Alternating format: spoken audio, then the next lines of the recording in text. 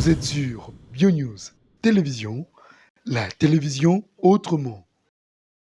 Vous êtes sur BioNews Télévision, la télévision autrement. Ça fait pleurer l'homme de Dieu, ça fait couler pas mal de larmes à l'homme de Dieu, ça fait couler pas mal de larmes à cet homme de Dieu. Nous t'aimons beaucoup, papa. Nous t'aimons beaucoup.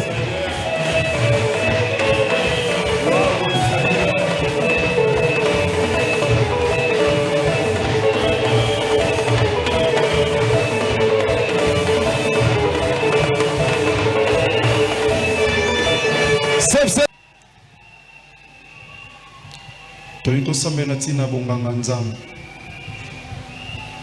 Nayebi que cérémonie et aux absolument on l'a été parce que tout bandai culte avant. Na lingua yebisa nzambe tata cérémonie oyo o reconnaître mosali na kati ya libota ne lokola David fongola likolo po arroser na musala ya passe, musala humiliation, musala bitumba butu pe na moi so tiki ya kokate a mafuta zo sopa na lelo pesa yi mafuta ekoki pona ye wete musala oyo ekoteli felote oya kokutana na ngwe kosa kondima na yete ya soto ko sambelo no de Jésus-Christ de Nazareth.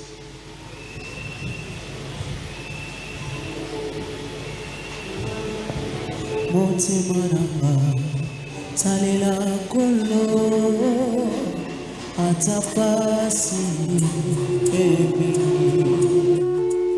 kondimananga salela Yesu kobo sanate kobo tomoye mabazonanga salela Yesu atapasi akota bisanga na matiti ya mobesu akoti kangade atakomoli ya pasi enena azalie isika nyonso na kende oninga ya dango nyonso obateli ya bakate na kombo ya Yesu Masiya Nazareth.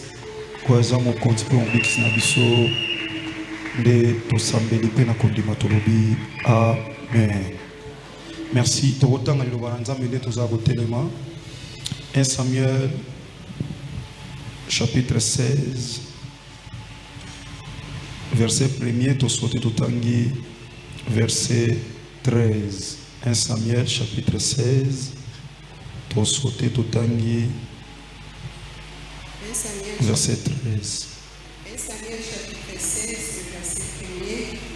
L'Éternel dit à Samuel, Yahweh Nzamba yebisi Samuel, quand cesserais-tu de pleurer sur Saül? okotika titango nini kolelaka na tina na roi Saul? Je l'ai rejeté esi nabwaki ye afin qu'il ne règne plus sur Israël. na tina ete azala su mokonzi te mpona kokamba Israël. Remplis ta corne d'huile, Remplir corde d'huile, remplir corde na yo na mafuta. Église otoko ofanda. S'il vous plaît.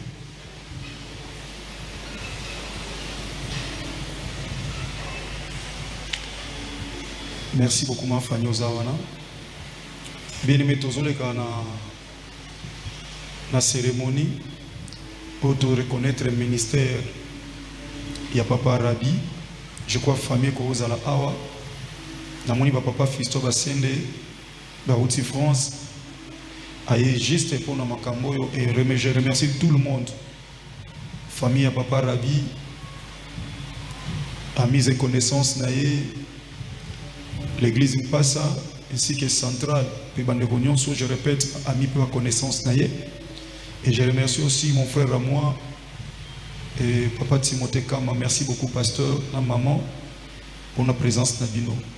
Merci aussi à l'évangéliste Eladi Luyongakyo pour représenter l'église mère et place Bisoto Outi. Bandeko tozwata mingi te mais na ningo za la plus penzo tira attention pananga pona makambo tolito sa makambo to sala eza na statut na biso ya communauté awa na statut ya communauté tozo inventer l'oko te tozo sala na respect ya communauté des assemblées de Dieu. Totanga na article 40 na kati ya statut ya communauté des assemblées de Dieu. Tous en statut per règlement d'ordre intérieur aux autant sabiso lokola ba discipline ba mesure de garde pour que mutunyon soit autant sa église et assemblée de Dieu à respecter yango pour que communauté ezala toujours na valeur communauté assemblée de Dieu étant na ba discipline. Dans autant article 40 du ministère stagiaire et de la reconnaissance. Natina na reconnaissance, il y a ministère, article 40. Et biso tous en stagiaire, mais tous ça les reconnaissance, tous il y a ministère, il y a Moussali Nanzambe. Et statut, et zoye bisabiso makambo. Peut-être qu'on va profiter de l'élo. Nous sommes même dans le secrétariat, le comité de l'église. Il y a un statut na biso. Tomeka ko solo la rango na église pour chacun de nous surtout na bakambi. Toye baba limite, toye baba responsabilité, mais toye ba oyo nini communauté ezo senga na basali na nzambe. Na article 40 na verse na article 40 na point 2 balobi boy la reconnaissance ministérielle ou la reconnaissance des ministères. Il est considéré comme ministre de Dieu. Dans toutes les églises locales, tout membre adhérent, homme ou femme, ayant reçu l'appel de Dieu au ministère. Et là, il première partie. Nani oyo yo bazo considéré lokola ministre na kati ya église locale. Ministre. Le ministère est donné par Jésus-Christ de Nazareth. Yesu Masia Nazareth. Nde asali ba du lokola ba prophète, ba pote, évangéliste, pasteur, docteur aussi. Yesu Masia Nazareth. Et Yesu Masia Nazareth a travaillé na basali na ye. Il a mis son esprit au totei pendant la semaine. Il a mis le Saint-Esprit na katia mosali lokola tata. Et na première partie balobi nani amwa ko ikoza na ministère yokanga bien aimé dans le Seigneur. Nani akoki kozana ministère o babengi ministre de Dieu au sein d'une église locale lokola ya bisobo église locale balobi azali mutu nyonso mwasi to mobali oya kota na assemblée de Dieu kota na CFC mwasi to mobali, je le répète, mwasi to mobali, parce que ça c'est l'assemblée de Dieu.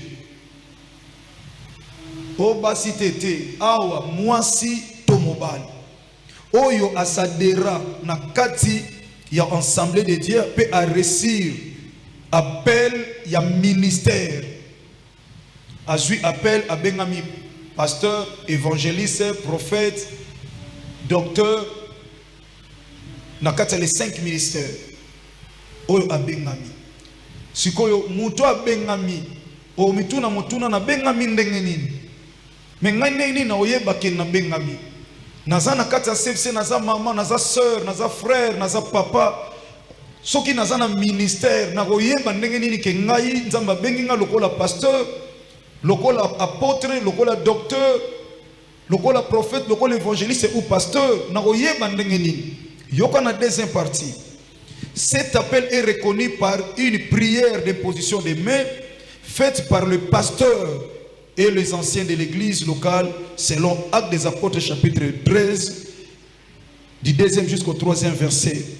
Au-delà, en présence des membres des bureaux des districts. Donc, de Tosa Boye, donc Tosa Oyo, Tolingito Pambola, to reconnaître le ministère. Ministère est reconnu par le père. Oazo kamba maman, oazo kamba papa, oazo kamba frère, to sœur. Et maintenant, Abolekisa y est pasteur, l'imposition des mains, la prière collective, ya basali na nzambe, azana confiance na bon baza tout autour na yi. Nde baboya bache maboko à reconnaître. Tata reconnaître, sali reconnaissance, et après Tata a la consécration. consécration nde siko ba représentant provincial nde bango ba yaka wana. Mais na kati ya reconnaissance à ministère nde tozalaka na bande kwa district nde ba komi awa na kati ya article na biso 40 na point 2 sur la reconnaissance ministérielle. Donc papa mutaye baka mwana mutu musute ndenge ba collaborateur nyonso ba fandi wana muta reconnaître ministère à mutu awa na kati église azate statezo ipsa biso seul tata muta reconnaîtaka na reconnaissance pour ememaye aleka na consécration. C'est le Père Saint-Esprit a travaillé pa inaye ayebisi amonisi ministère à mwana et nde tata wana a reconnaître pe après ba olekisa mwana na consécration. Totangi lilo bananzambe rapidement poto kende. Et pas toti kotanga na 1 Samuel ya fanyazo bandela 1 Samuel chapitre 16 du premier atangi premier verset puis otanga 13e verset. L'Éternel dit à Samuel. Yahweh nzamba yebisi Samuel. Quand cesseras-tu de pleurer sur Saül? Titango nini yokolela pona Saoul? Je l'ai rejeté. Et si nabwaki afin qu'il ne règne plus sur Israël. Po ete ye akambali susu Israélité. Remplis ta corde d'huile et va. Zwa corde na yo liseke na yo chango mafuta na fandi place oyo pona ndekozaki na biso te na séminaire. Nzambe tango azo sala na kala avant koya molimo mosantu abane ko sala mafuta ya bomoto boye lokola symbole. Papa Jean Robert lobelaki ici le symbole du Saint-Esprit parce que le Saint-Esprit n'était pas encore présent. Et abane ko utiliser ba symbole lokola ba colombe lokola mafuta lokola moto lokola mopepe azana ba symbole et bela bane ko utiliser atamusi Israël lokola guide le Saint-Esprit na butu na colonne de feu et na moi na colonne de nuée. Donc atambusa bango molimo santo atambusa parce que yemoko amiya kité lokola personne sur la terre abane ko monisa mana ba signe. Et Nzambe l'époque pas autant musamana elembo lokola mafuta soka tindi muto ke pakola muto ba reconnaître muto aza ministre de Dieu na reconnaissance à ministère to na consécration bazaki ko utiliser mafuta. Alors mafuta on esengela ki ba memango na mulangité ba memango na bokali songolote yokanga très bien yo to se confier na biloka mukili o ba endie bazo sala ba ndeko memango ne loko msute ba ndeko mafuta pour na consécration na liseke. Or liseke autaka na nyama. Nyama oyo akoyi kopesa vie. Nyama oyo akoyi kozana symbole malamu na kati ya Biblia eza nguma te. Eza nyama mususu te. Donc okende na raya ba nyama. Olongwe na bandeke lokola molimo mosantu kolombe okena ba nyama eza kaka na mpate pe lion nde bakoyi kosala na kati ya ministère ya mutu. Lion lokola Yesu Masia Nazareth le lion de la tribu de Juda. Et tozana mpate mwana mpate otobengi agneau. Alors agneau yende mtazaka na maseke molimo mosantu amiyela kite l'agneau aussi tana ya koya na Saint Testament ezalaki nanu te kokaki te yamone sengeli nzamba utiliser ba symbole ayebisi Samuel ozolela pona Saoul esi na bwakiye parce que a désobéir abundi bitumba bazui ba bite biloko ya bato bazui yango ngana bwakiye olie ayoka nga ya yoki ba collaborateur na ye enga nzambe na bwaki ye tika kolela pona ye na poni mwana moko zwa mafuta zwa liseke kende na libota ya Isaïe okuta mwana na ye moko azawana na poni ye kende ko chaye mafuta na reconnaître azana appel na reconnaître azana ministère na reconnaître azana mosali na nzambe ngai tata nzambe na reconnaître et na tindi yo Samuel kende pa inaye kende kuchai mafuta komema na bokalite komema na bouteille komema na sanité mezwa liseke. Or liseke ezo représenter mwana na mpate. Or mwana na mpate c'est Jésus-Christ de Nazareth. Or mafuta c'est le Saint-Esprit. Or Saint-Esprit aza esprit o aza na kati ya Yesu Masia ya Nazareth. Yango ba bengi le Saint-Esprit, l'esprit de Jésus-Christ de Nazareth. Na pas mso ba bengi l'esprit du Christ, pas mso ba lobi l'esprit du Seigneur.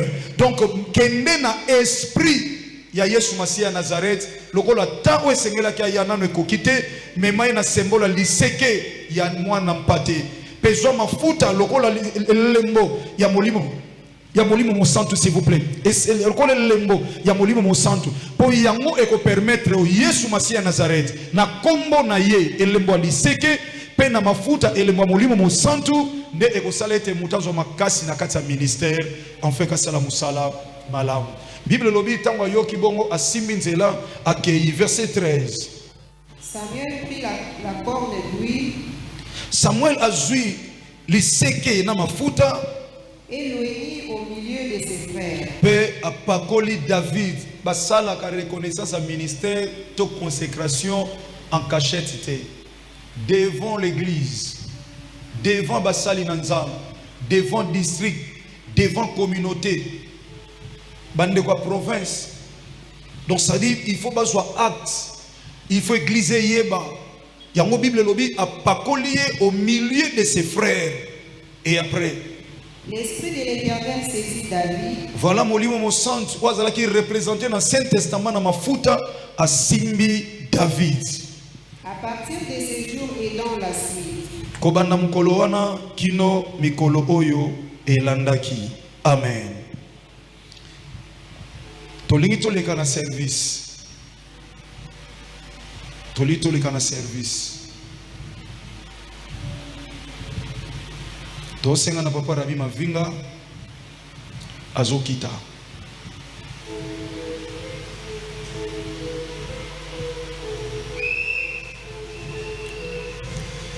Popese kita fana.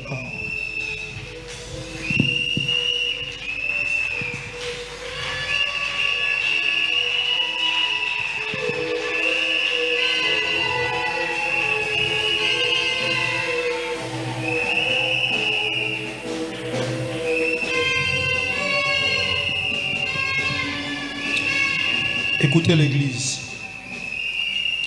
Papa Rabi Mavinga devant Dieu, devant l'église et devant les représentants il y a district Nabiso et Anjili. To zoleka cérémonie après quelques lectures na osala ou un message pour nayo. To zoleka reconnaissance à ministère nayo. Le Seigneur m'a mis à cœur, le Seigneur m'a convaincu que tu as été appelé pour un ministère pastoral. Dans mon inakati Bible, Thomas Polo, tant que reconnaître le ministère Yabana, abane ko pesa bango batoli ande ko pesa bango encadrement. Et Thomas Polo yeyo afandisa moboko, afandisa doctrine chrétienne parce qu'il était partout. Azaki na maîtrise ya balie nyonso. Azaki na maîtrise ya ba église ebele.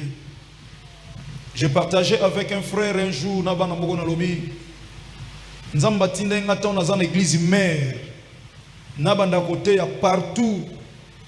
Ezaki une école que moi je ne savais pas. Ezaki école pour na yé ko la ba église nyonso na ba fonctionnement pour que mukola obenganga na kwa ko sangisa mayele nyonso na moni. Pena kwa kolongola ba erreur nyonso na moni pour que tout ça l'église pe weko sepelisa mutema na ye. Logola Thomas Paul avait beaucoup d'expérience dans musala nzambe. Oyo Pierre akoka ko salate, oh les 12 disciples bakoka ko salate. Mais lui qui était venu après ne aiko fanisa ba fondement na kati ya ecclesia, ba discipline na kati ya ecclesia parce qu'il a compris beaucoup de choses, il était partout au même partout côté ya Sango Malam. Et à comprendre qui m'a camouébélé. Dans 1 Timothée chapitre 4 verset 12 à 16. Alors que personne ne méprise ta jeunesse, mais sois modèle pour les fidèles, en parole, en conduite, en charité, en foi, en pureté. Dans verset 13, alors papa Rabbi, jusqu'à ce que je vienne, applique-toi à la lecture, à l'exhortation, à l'enseignement. 14. Ne néglige pas les dons qui est en toi, qui t'a été donné par les prophètes, c'est-à-dire des hommes de Dieu qu'on va faire tout de suite là, avec l'imposition des mains de l'assemblée des anciens. 15. Occupe-toi de ces choses. Donne-toi tout entier à elles, afin que tes progrès soient évidents pour tous. Papa Rabbi, veillez sur toi-même et sur ton enseignement. Papa Rabbi, veille sur toi-même et sur ton enseignement. Persévère dans ces choses, car en agissant ainsi, tu te sauveras toi-même et tu sauveras ceux qui t'écoutent. Papa Rabbi, veillez sur yo moko. Veillez na enseignement zo pesa na mpasa. Persévérer na biloko wana.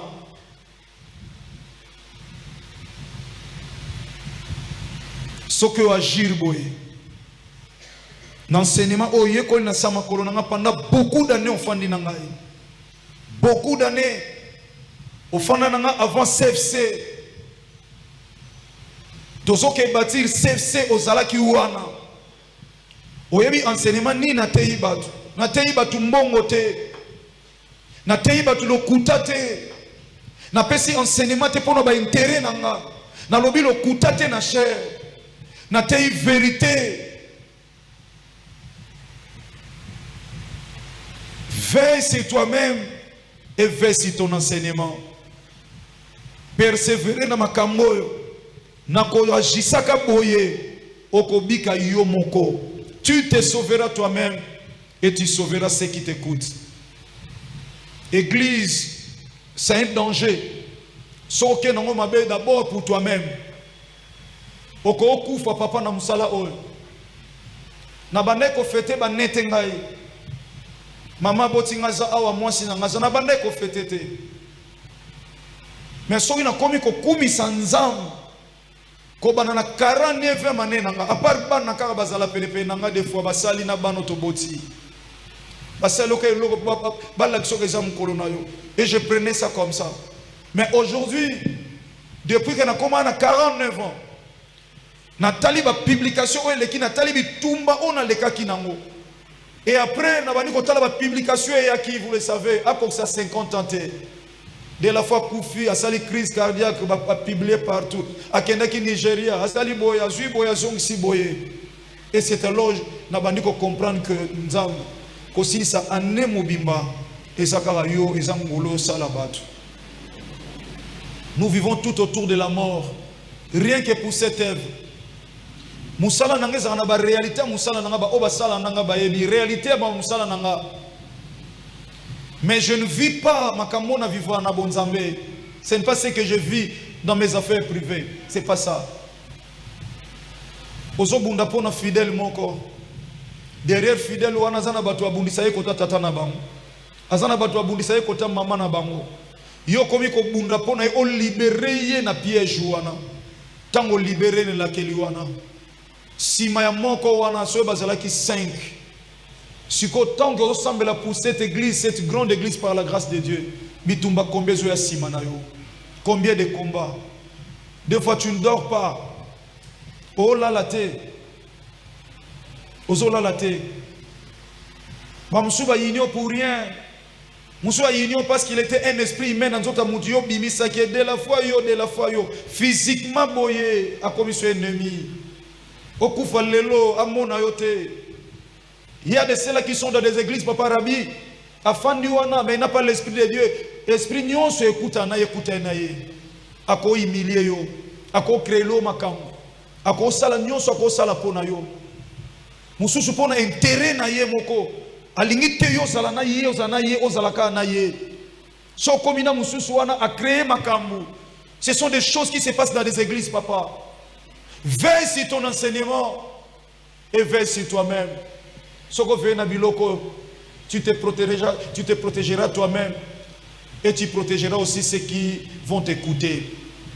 Mais si tu as papa aux soutien, Tikala na oye koli na sama koronanga pendant beaucoup de temps. Pendant l'église mère, je répète, ozala kinanga, pendant l'église mère, ozala kinanga.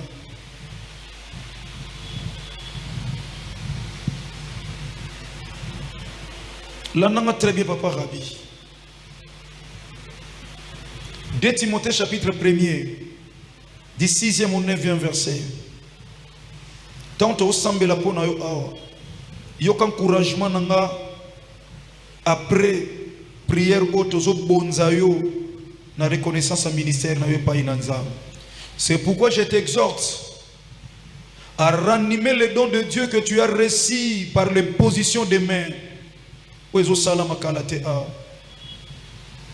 Car ce n'est pas un esprit de timidité que Dieu nous a donné, mais un esprit de force, d'amour et de sagesse.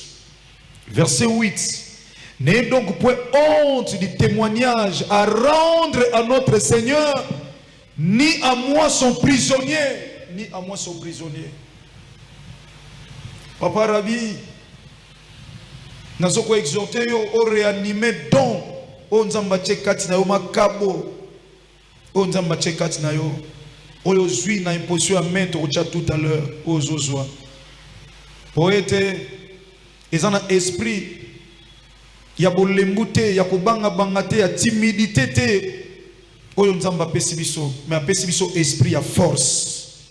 Après cette prière, nous te demandons d'être fort devant Bitumba, devant humiliation, devant complot, devant faux témoignages. Que le Saint-Esprit t'aide.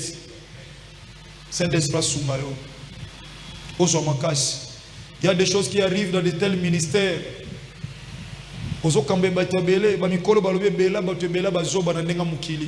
Mais chez nous maintenant là, dans l'œuvre de Dieu, et bela problème, et bela Bitumba, de temps à autre. C'est pasteur Alain. S'il vous plaît, avec beaucoup de respect, vous faites ça passer Alain. Attends, quitte avec beaucoup de respect, s'il vous plaît. Pasteur Alain, qui informé à peine. Dans ces pays-là, c'est culte, ça y est. Merci beaucoup. Tu as passé Alain, papa rebati la quitte. C'est pas grave. Et ça va quitter le coup, c'est ça, passer à faire c'est pas grave. Bandeko Mpasa. Vous voyez, Moussalo Ezo Bandao Papa Rabi. C'est un travail très pénible. Très pénible. Papa a faux témoignage. Fausses accusations. Au fin du moment, M. Tamboli, au Kolo Banzang, Moutoyo, Yete. Moutako salabo eponanga yete mais à sali à lobby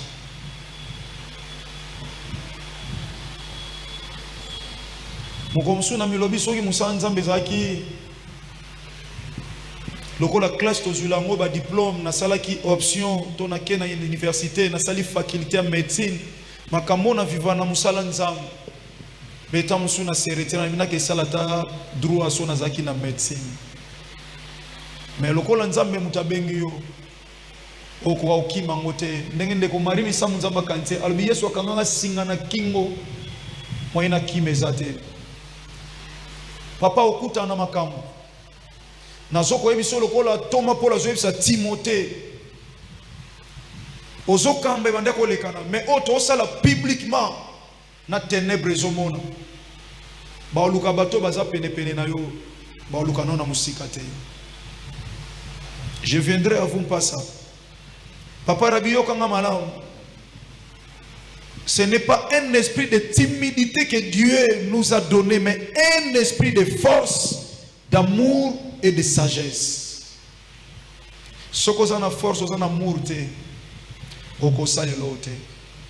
bien aimé, ce qui caractérise l'église, c'est l'amour. Raison pour laquelle quand l'Éternel m'a appelé dans l'église, pour sa gloire, amour et compassion. Dans 1 Corinthiens chapitre 13, il de la foi, ya transporter même bangomba. Alors bien comité na niveau ko pelisa nzoto na moto. Mais soki ozana bolimote, Bible le doza pamba.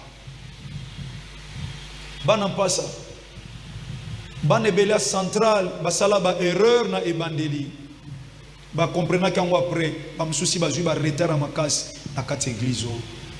Na sambeli nzambe pe na sengi na bino. Je reviendrai à vous. Ba erreur o ba kulutu na bino basali.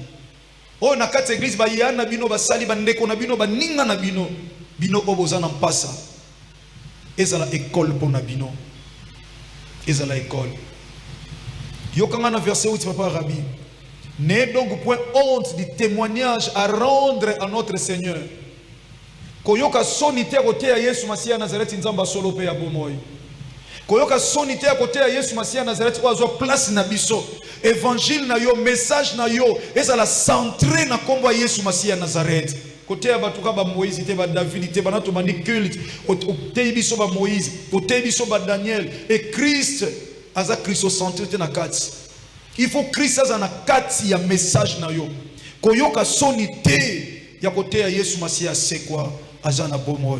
Évangile nyonso, prédication na yo, enseignement na yo, eza la centré na Yesu Masia Nazareth. Et yoka ya mibale, yoka nga très bien. Ni de moi sont prisonniers. Ko boya te, ko éviter te ko témoigner ngai mosali ne mo umbu na ye. Ko bomba te ko témoigner nga koza na honte te ya ko ebisa batu naza mwana de la foi. Ya ko loba nzamba tata nanga mayata. Toma Paul azoyebisa mwana ne Timothée alobi Timothée koyoka sonité ya kote ya Yesu Masia Nazareth pe koyoka sonité ya ko témoigner ngai prisonnier na ye. Témoigner, je suis fier de dire je suis fils à révérend Dokuta Miguel Yesi. Naza koko ya kela nipata. Naza koko ya kela nipata.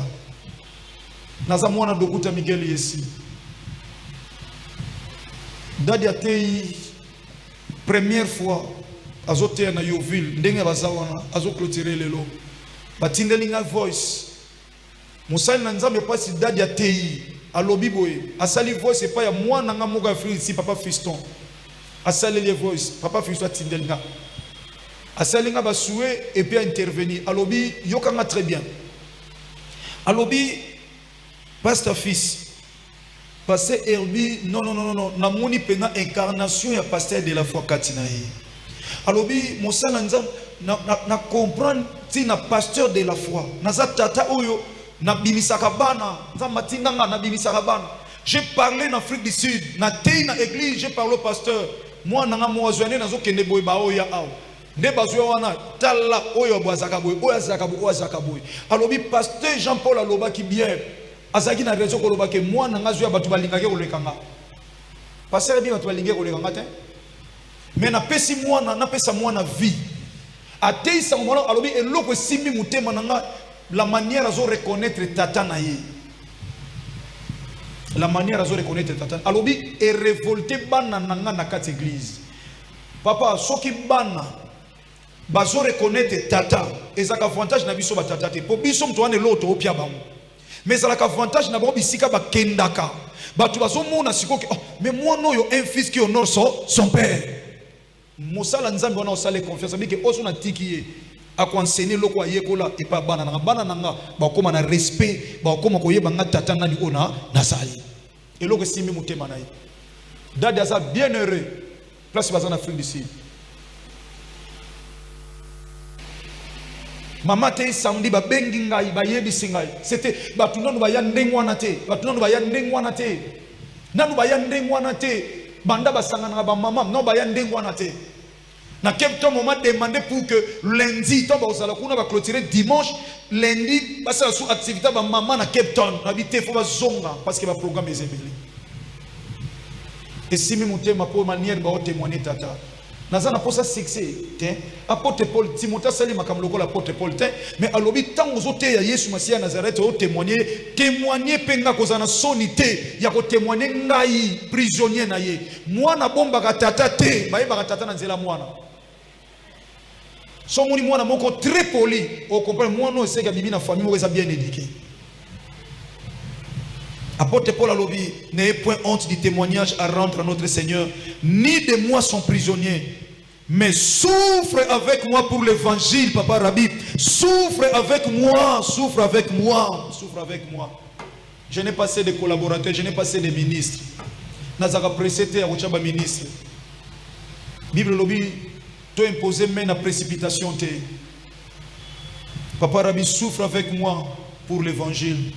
Et si quand on lembi, il y a qu'on dit souffrir nanga parce que ça collaborateur et pas non kokate il y a ka simbangai Yesu Masi akwei ne kulus sima uti bilanga fatigué le soir à soutenir rien Je me demandais où étaient ses disciples pour que 6 mois batauti bilanga.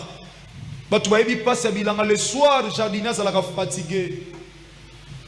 Soki papa rebo soutenir ngate. Oboyi ko souffrir ensemble nanga. Et que mutu musoye ko souffrir ensemble nanga. Au père de baye ko li batikala ka batwa passe après la mort à Christ. Batikala ki batwa passe. Ba kufona ba mort moko très compliqué. Tanga loué ya basali na nzamba za ipenepe na Yesu Masia omi tuna ba kufela mbongo pour nani batu bazaki na Christ. Il y a des choses qui sont cachées. Pourquoi apôtre Paul ou bandai ko boma, il faut travailler mieux que les disciples, mais ou azala qui maîtriser boma ba chrétien, mais afin d'ici fondement ya église place Pierre batike la fongola ya église afin d'isate. Pierre batike la fongola, apôtre Paul batike la fongola te. Mais apôtre Paul doctrine tozo tambola lelo, muta fandi sa doctrine c'est l'apôtre Paul.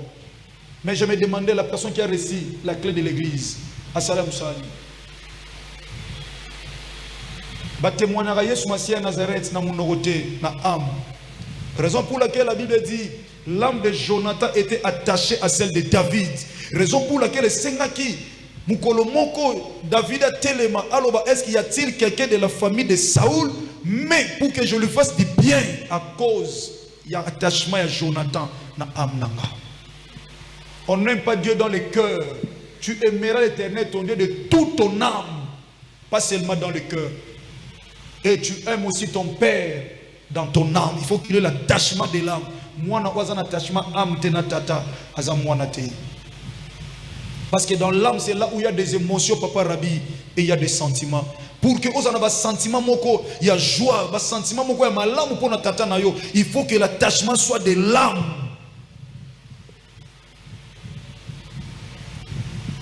Souffrir dans un évangile, papa. Dans un évangile, pas ça vous banda construction passe na ozala très abattu au fond de lembi papa lui kayebi papa lui là s'il vous plaît papa lui soit côté là c'est lui abandé ko foutre en face en face église azomona nga chaque fois on a très cassé na osala misala na olanda quel intérêt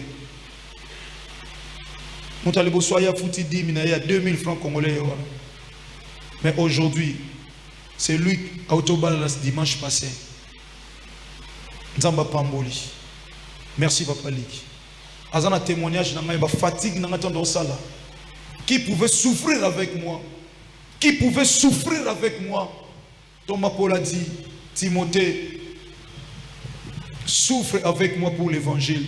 Par la puissance de Dieu qui nous a sauvés et nous a adressé une sainte vocation. Une sainte vocation, Papa Rabbi. Aujourd'hui, sa sainte vocation, ko sangsana le côté. Na pesio maïté, ma futa te singate bougité. Na pesio ka komwa Yesu Masia Nazareth. Ya mweza la makasi penyon soyayo. À cause de nos œuvres, mais selon son propre dessein et selon la grâce qui nous a été donnée en Jésus-Christ avant que le monde, avant le temps éternel. Message à Souka Papa Rabbi Yokangaï. Les apôtres qui étaient, Galates chapitre 8 verset 14 à 20. Les apôtres qui étaient en Jérusalem ayant appris que Samarie avait reçu la parole de Dieu, y envoyèrent Pierre et Jean. Ceux-ci arrivèrent chez les Samaritains, prirent pour eux, afin qu'ils requisent le Saint-Esprit. Car il était encore descendu sur chacun d'eux. Ils avaient seulement été baptisés au nom de Jésus-Christ. Alors Pierre et Jean les reposa les mains et ils reçurent le Saint-Esprit. Lorsque Simon vit que le Saint-Esprit, Simon le magicien, vit que le Saint-Esprit était donné par l'imposition des mains aux apôtres, par l'imposition des mains des apôtres, il leur offrit de l'argent en disant, accorde-moi aussi ces pouvoirs afin que celui à qui j'imposerai les mains reçoive le Saint-Esprit. Mais Pierre lui dit, que ton argent périsse avec toi, puisque tu as cru que le don de Dieu s'accueillir à prix d'argent. Papa Rabbi, topesio maïté, topio mafutate. Simon le magicien, amoni Pierre na Jean, batindi bango, bakende, kosambela pona ba chrétien ko bazwa ki batema mai bazwa batema molimo santo. Et tant que bakomi babandi ko bache bango loboko molimo santo asimbi bango. Simon le magicien oya se présenter lokola mu Kristo apusani pa ina bango aliboteke la ngai puissance wana songa pe na cheba tu loboko batu pe basimba na molimo mo santo papa molimo asale la ranga molimo santo aza molimo maite ya bomoto aza molimo mafuta te ya bomoto mais aza un esprit autour d'une assemblée de mutu na bonzambe tolito sambela pona yo na pesi toli molimo santo asala yongolo pasoki papa ko telema azo senga basali nanze bazo kita papa Jean Robert balan bazo kita pasteur Alain s'il vous plaît bazo kita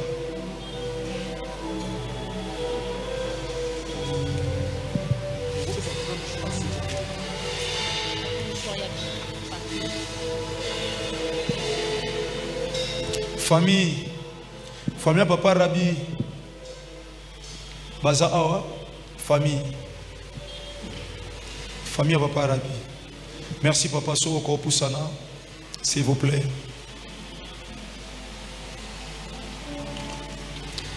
église mpasa bosalisa mosala na nzambe ezalaka passe soki bitumba libanda mosali na nzambe azozwa ebino na kati ya ndako su bozobemele bitumba ozala passe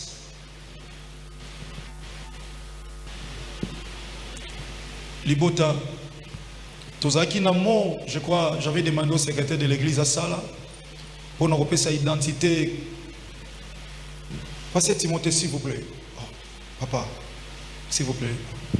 Donc vie facteur à temps des temps suite au sang lecture ou anate tolinga tolo bona bino merci so bobota ki papa rabite bobota makina yete mais la zala pété moi na ipa inanga parce que famille biologique ezalaki des familles chrétiennes et après et to sengi na bino bo protéger.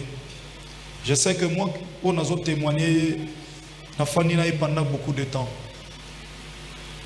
aza frère oza na ba problème na batute aza mutu mais c'est un frère bobatelaye de l'onzamba PC responsabilité au batumsus bazan expérience à musala nzambe ya ba 40 ans 50 ans bazo diriger église au hôtel quoi yazo diriger so do salisi était et aux ala passe ko bondela rapona e tolinga ki boza la présent pour la cérémonie à reconnaissance et à ministère. Que le Seigneur vous bénisse. Merci beaucoup la famille. Merci.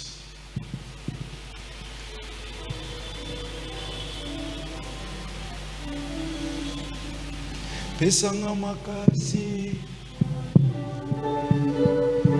Oh, un travail très compliqué. S'il n'y a pas le Saint-Esprit, on ne fait rien. Un travail très compliqué, rempli d'humiliation, rempli d'humiliation.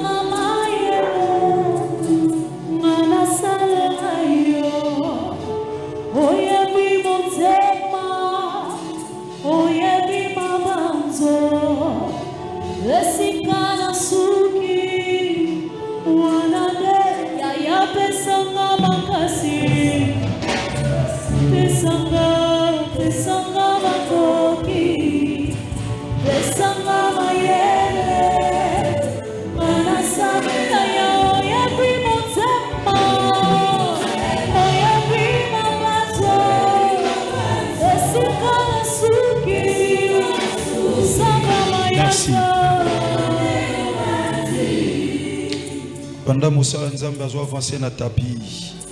A avancé na tapis. Biso ba umbo Nzambe to encercler. Papa Jean Makese so Razalia wana papa Blaise Luzolo. Bako mata. S'il vous plaît so papa Jean Makese aza. Papa Jean Makese so aza na culte na papa Blaise Luzolo.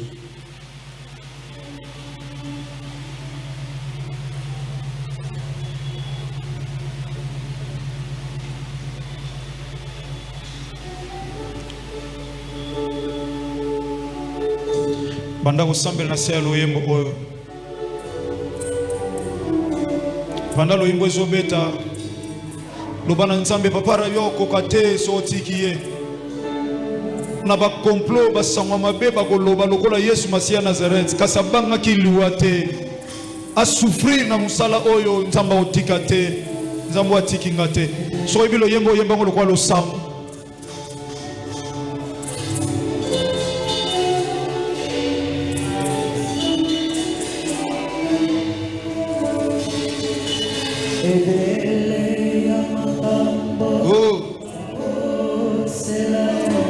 Alléluia.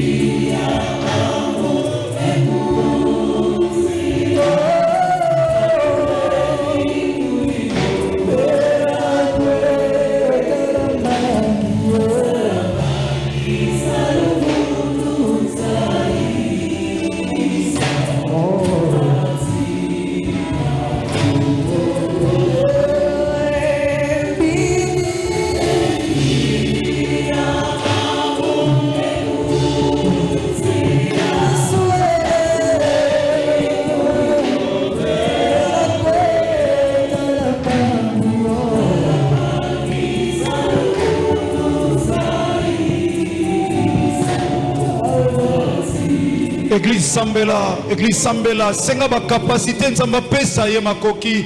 Panda loyembo ezoyemba yozo yebisaka nzambe nzambe sunga ye aza muto okokate soko tiki ye musalo eleki makasi nzambe soko tiki ye kolo akokokate sala engolu sakola déclarer. Alléluia.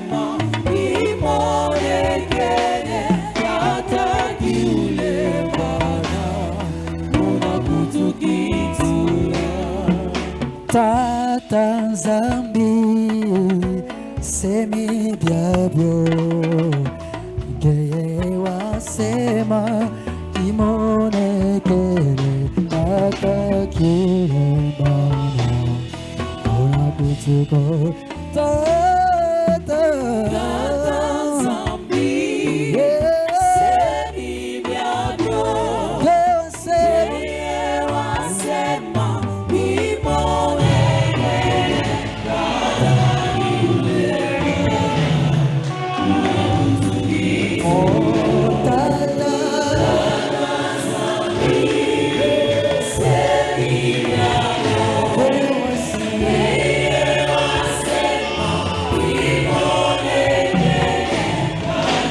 Merci.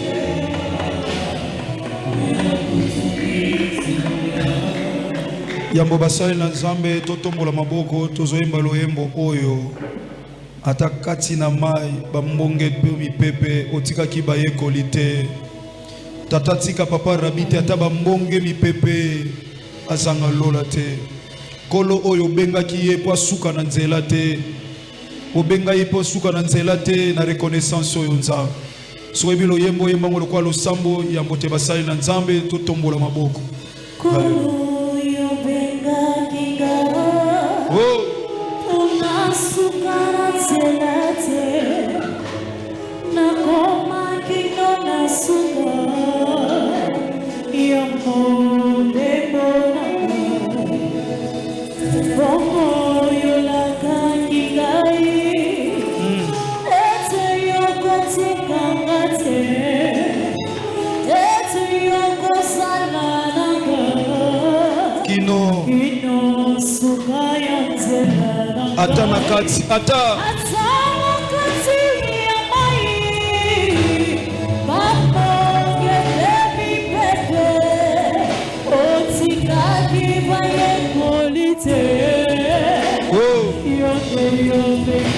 sala lolenge moko na nga nzambe mpona mipepe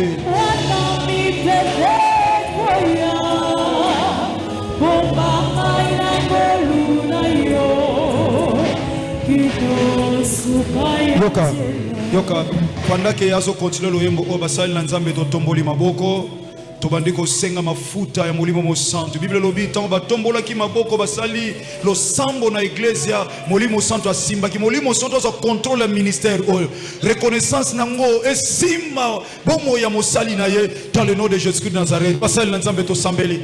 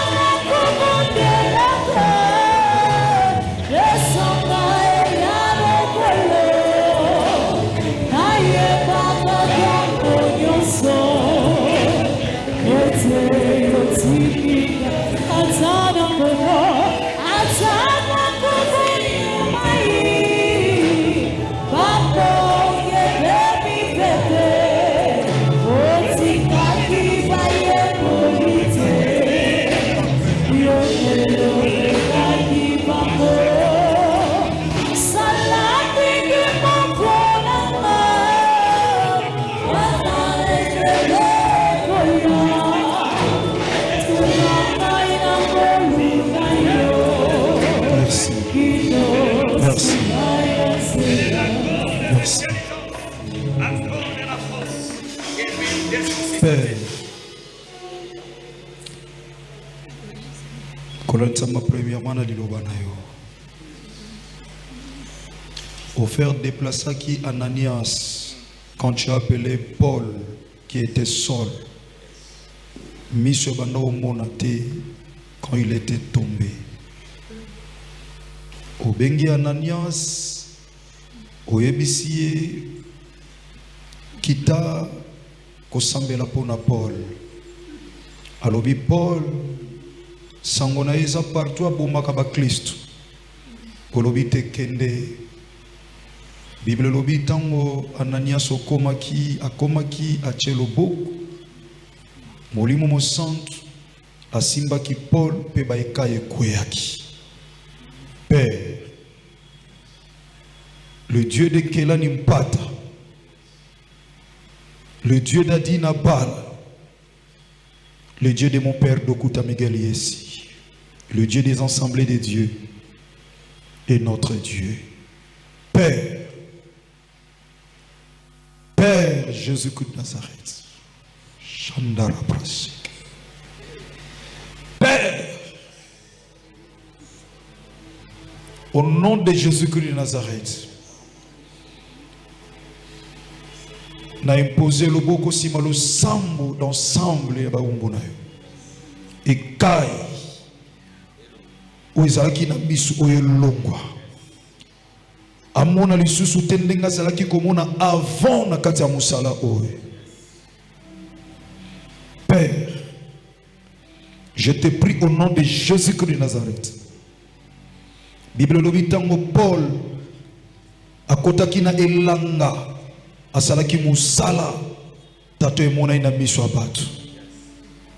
To déclarer tata n'imposo de main haut que ton serviteur Rabbi Mavinga, dont je viens de reconnaître, Seigneur, son ministère pastoral, je déclare que cette reconnaissance est posée de fondement dans l'église Mpasa et partout où nous avons Pierre Achaki Loboko, Molimo Santo Simbaki. Je déclare que la puissance qui est sur moi, l'onction qui est sur moi, comme il est écrit, on donne que ce qu'on a, ce que j'ai, je te le donne. Au nom de Jésus-Christ de Nazareth, reçois l'esprit de la connaissance, reçois l'esprit de sagesse, reçois l'esprit d'intelligence, reçois l'esprit puissant qui est au-dessus de tout esprit, l'esprit de Jésus-Christ de Nazareth. Et je déclare que cette puissance est conduite. Je ne m'attendais pas un jour au cause de la ministre Pene Nanga.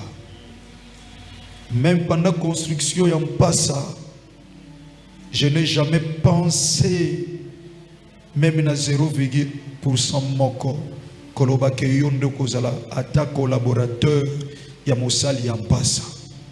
Je te voyais dans la presse et je te voyais dans la jeunesse. Sois fort, sois puissant.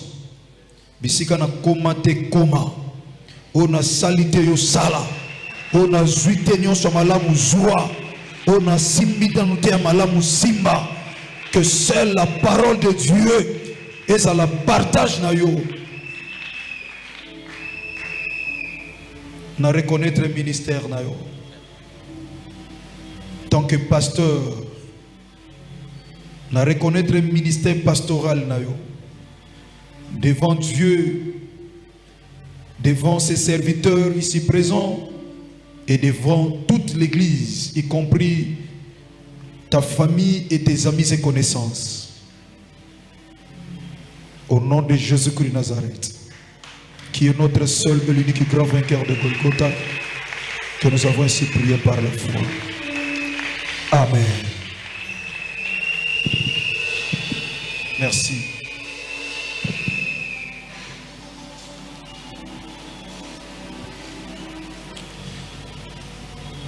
Tu as déclaré devant tout le monde reconnaissance à ministère nayo, tant que pasteur, un ministère pastoral, pour nos Kambaba Bredi, au nom de Jésus-Christ de Nazareth.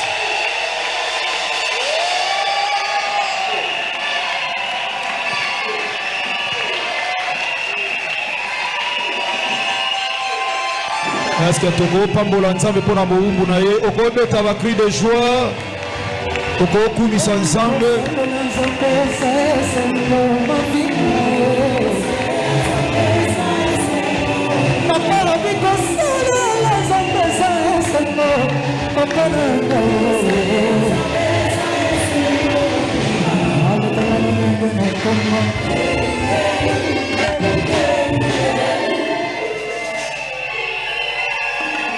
Bien. Toko fanda mouke, s'il vous plaît.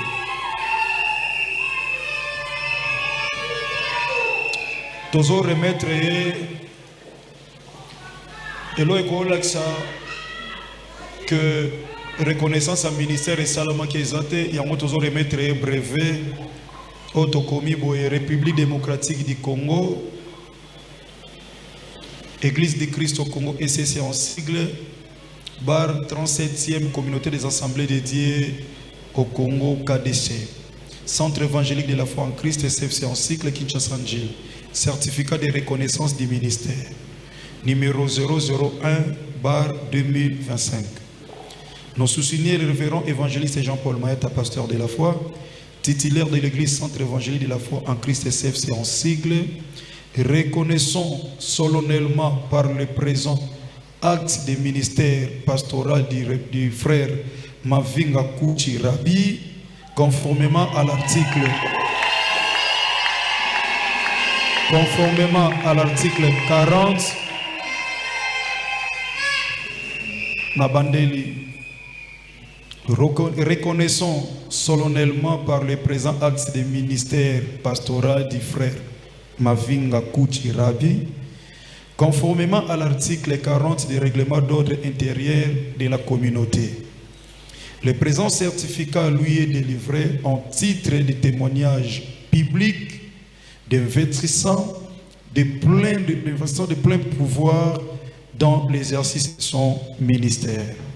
Pour le comité de l'Église, Centre évangélique de la foi en Christ, l'évangéliste Jean-Paul Mayata. Témoin, le pasteur Kamba, le secrétaire et district Nabiso Yanjili. Que Jésus-Christ de Nazareth vous bénisse.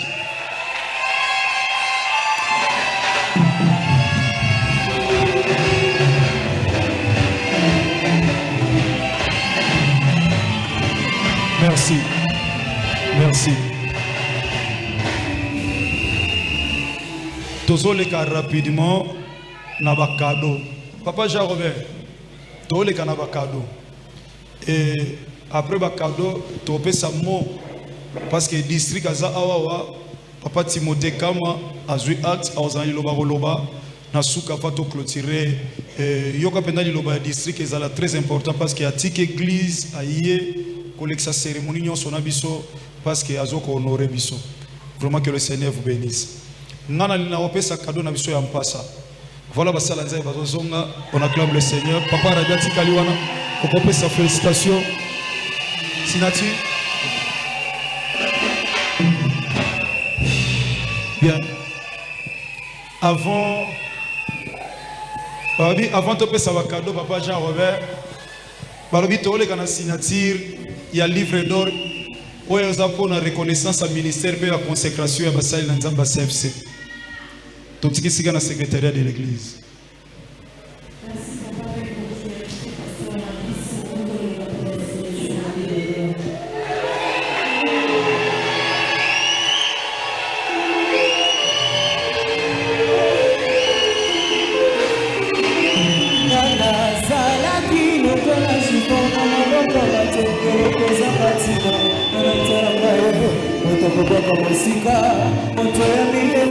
Mafinga nasoka kanga nana kotala ngaye kak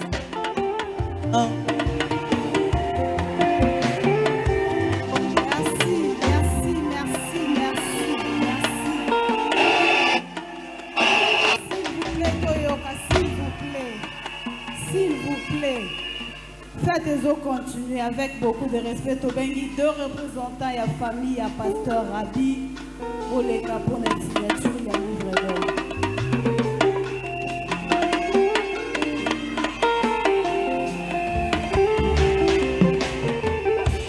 Bilaki dépendaka na moto apesi yango soki ye akufi bilaka pe kufi oyo apesanga bilaka eza nzambe alola akufaka jamais mpo aza éternel azanga ebandeli azanga mpe na suka bilaka na Yesu epolaka jamais nalela mpona nini nalela mpona nini nalela mpona nini na mitungisa mpona nini nalela mpona nini bilaka na Yesu ekufaka jamais.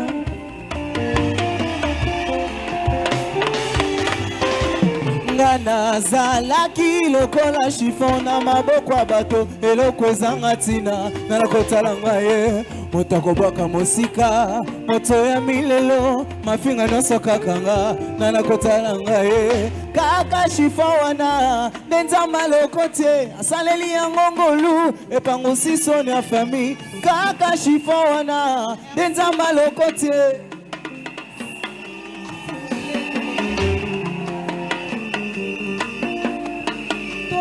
S'il vous plaît, délégué Yampassa, Maman Solange, l'équipe là, s'il vous plaît, vous les capotes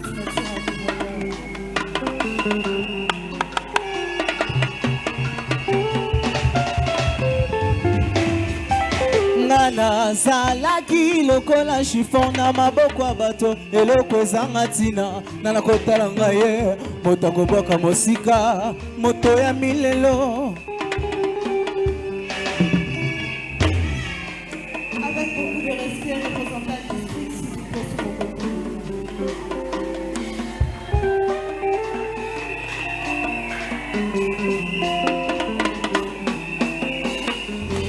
Na conclure pour la ville ngaye Yesu ne champion abunda bituma nanga. Na conclure pour la ville ngaye oyelobi yawe yango nga nazali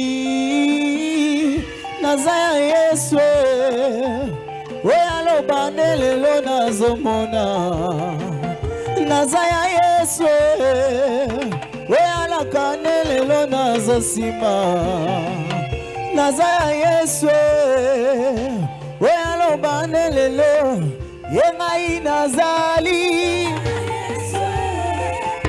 oyaloba nde lelo nazomona nazaya Yesu oyalaka nde lelo yengai nazali oyaloba nde lelo nazomona. Merci mon père, que je le Papa Jean Robert. Mon père. Bandeko nyonso bwana bakado Papa Jean Robert azobenga liste mnano. Bobandiko se préparer. Écoutez, o bakozala musika bolekana inaperçu posito bengi bino bolekana inaperçu. Alors papa zopé sa programme évangéliste Jean Robert Fuma zopé sa programme. En fait a opé sa otanga liste bino mo boyebi ke biso toza après département Songolo. Ngana telemika awa na ozela na pesa topesa cadeau na biso ya mpasa. Wapi bato ya mpasa, wapi biso pasa bien, pasa yoka.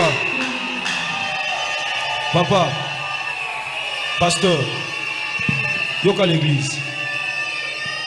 Pasteur, ozo ba cadeau oyo église e pambolo.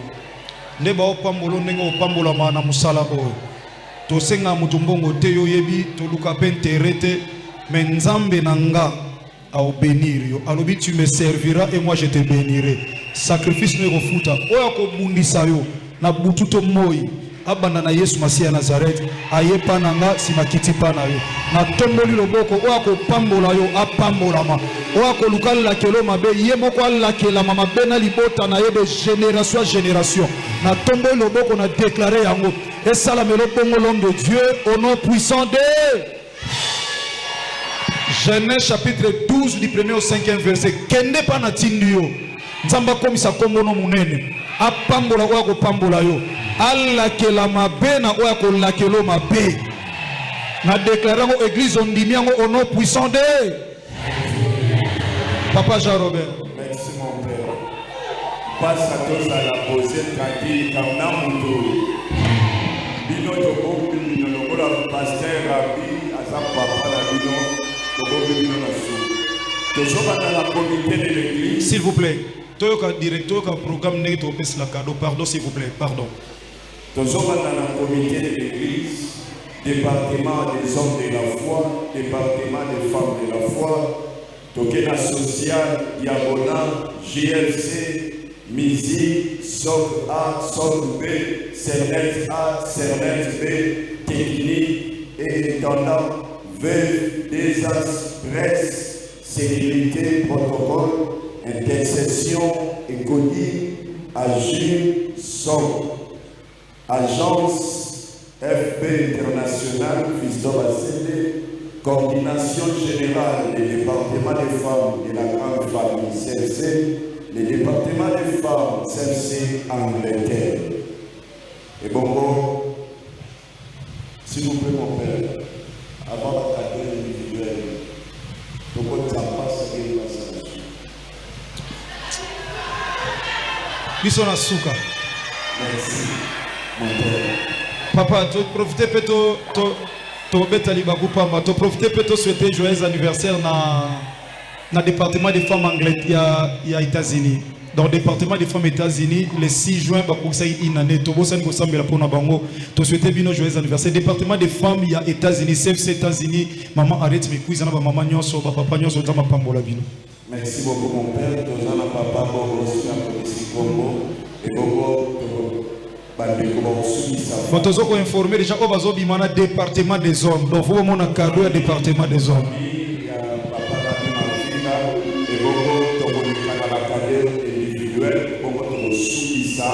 Passe bien, passe sans plus tarder, tous les canaux comité de l'église. Représenté par Papa Landou Gonsa. Merci beaucoup.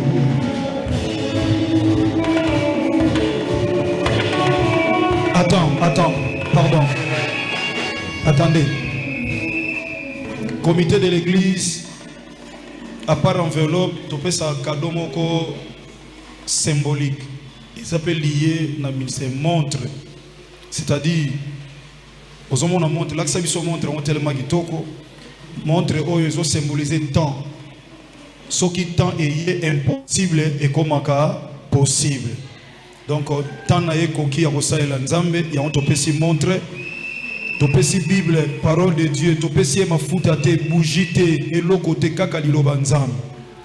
Topé si bloc notes pépic pour na préparer enseignement aller sabampate malam pour que yemoko azala malam pe ba peuple bazala malam.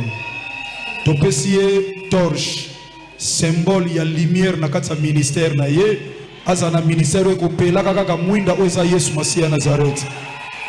Topesier imperméable, pe topesier bot, ce qui veut dire vous le bêta et bêtate à Osaï Lanzambe nae. Voilà comité de l'église, pe topesier parasoleil,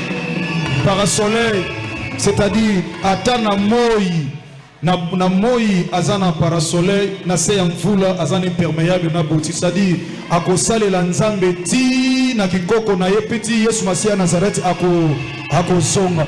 Est-ce qu'on peut acclamer le Seigneur pour un cadeau comité de l'église?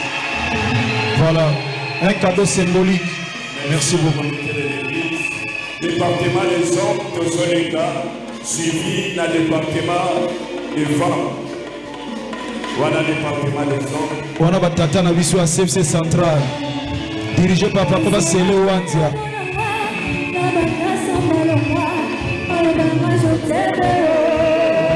Département des hommes.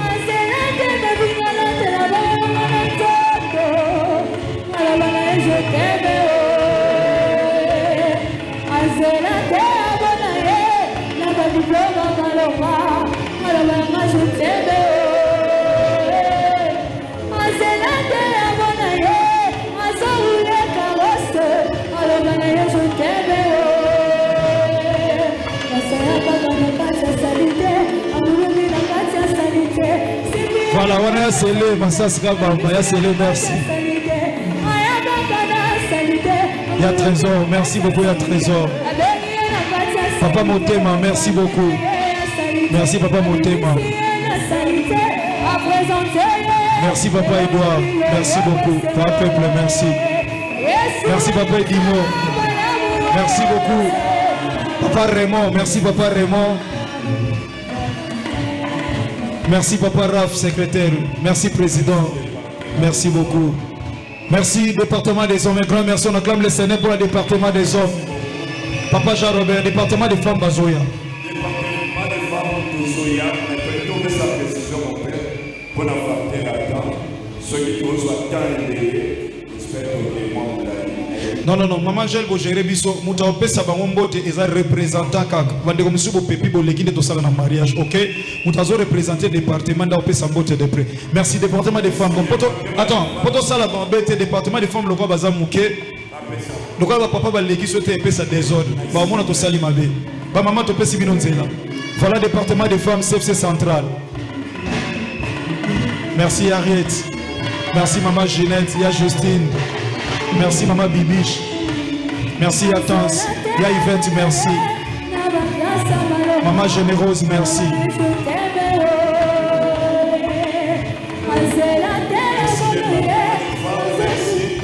Tous les canaux sociaux accompagnés la diaconat, social ici à Tozali. Donc vous allez accompagner la radio Diamona. Voilà tout ça avancé. Papa Guy, Papa Almeida.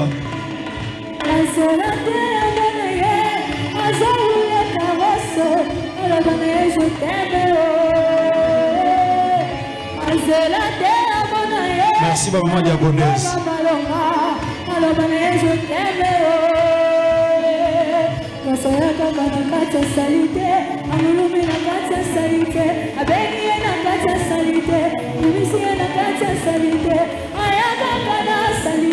Papa Guy. Papa Archie, merci. Merci à la blonde. Merci beaucoup. À part GFC. Après GFC. Après GFC. Ok. JFC président de la jeunesse. Tant que je pas clôturer Kalaté. JFC. JFC. Quel ça JFC.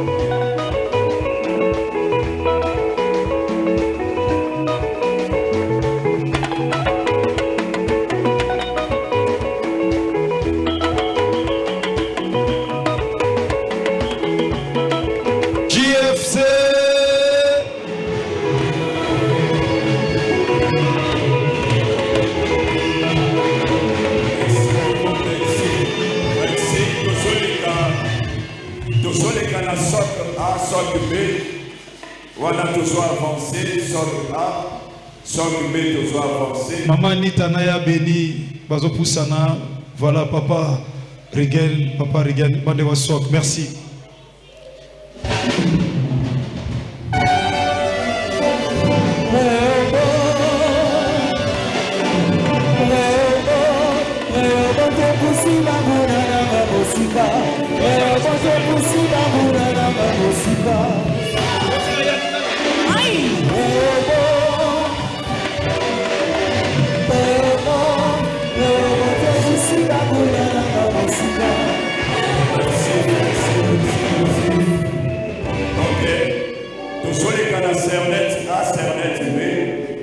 Cernet A, Cernet B, on a suivi la technique dans les Tanda.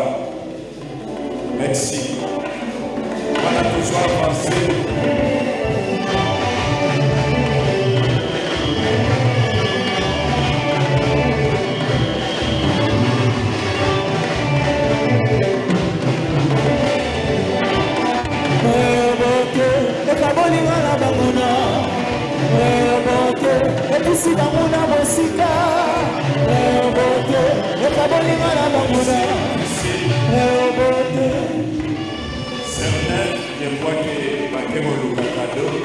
Technique, étanda, collègue, pavé, mazoleka, désastre, zoleka.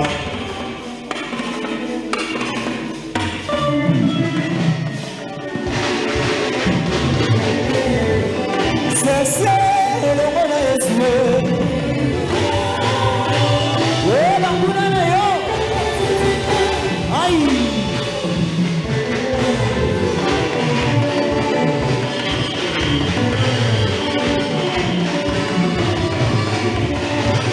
Ah, c'est le monde est joué.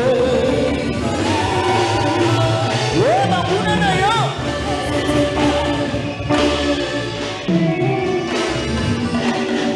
Merci beaucoup. Nous sommes les Cassicoyo, la presse. Les Sikawa, les Papa, Rabi, la Pasteur, Rabi, Mavila, Ata directeur, presse, il y a de la fois télévision, presse. Vous allez accompagner la sécurité. Voilà, tous les presse, sécurité.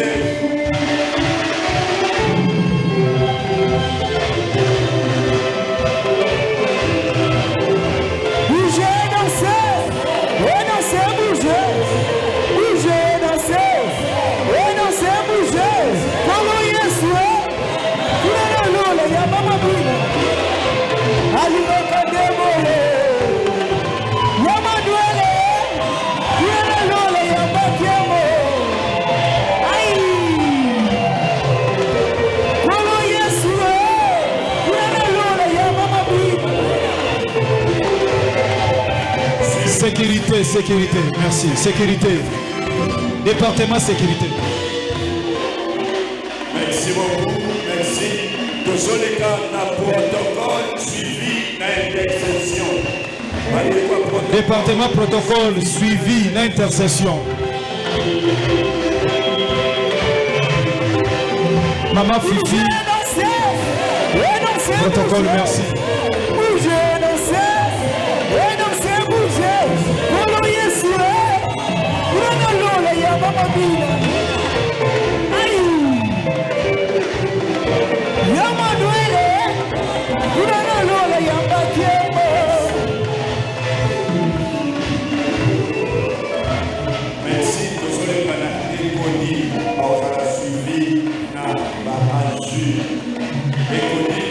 École de dimanche et Agir, d'été doudou, les Agir.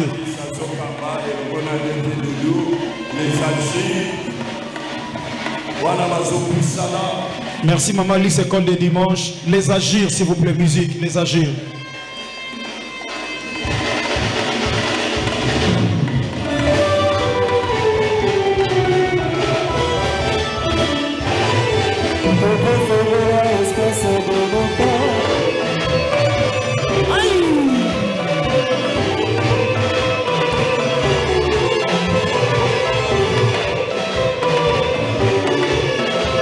Merci département musique, président Mobey, merci.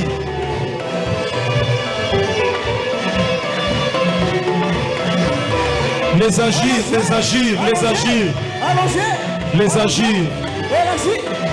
Les Agir.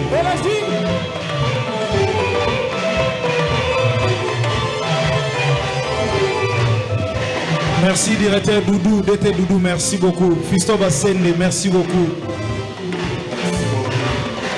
Papa Ragaza Makas. FB. Papa Ragaza Makas, Alati FB costume, FB Moutabak Matakita. Merci beaucoup. De son écanasson, femme de la foi, ici Katozali. De son poussana et de vous accompagner et le mot na FB International. Agence FB International. Et le mot na Papa Bobo Sandexon. Yabo, l'ami du pasteur.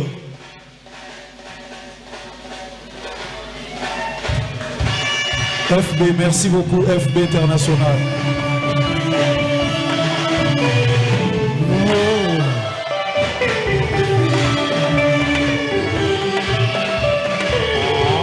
Ya Fiston, merci beaucoup.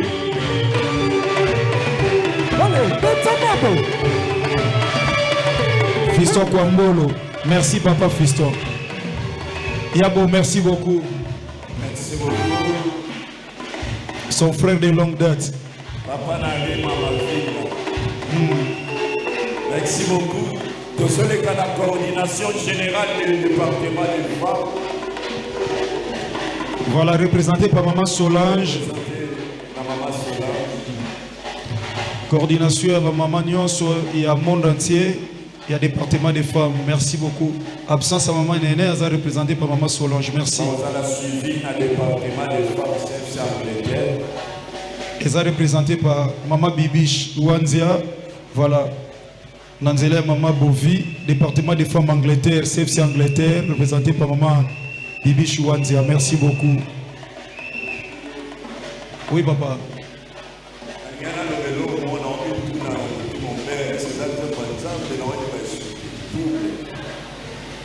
Nous avons compris l'intervention ces gens. Toi aussi ici. On a fait tout dans notre papa là.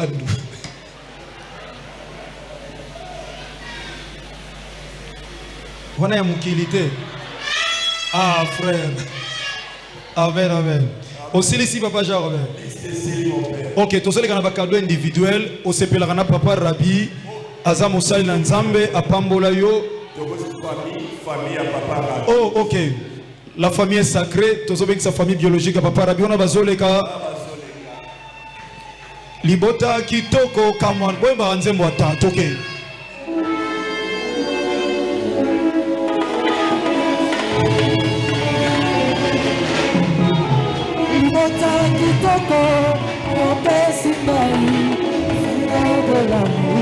Voilà, la famille est là.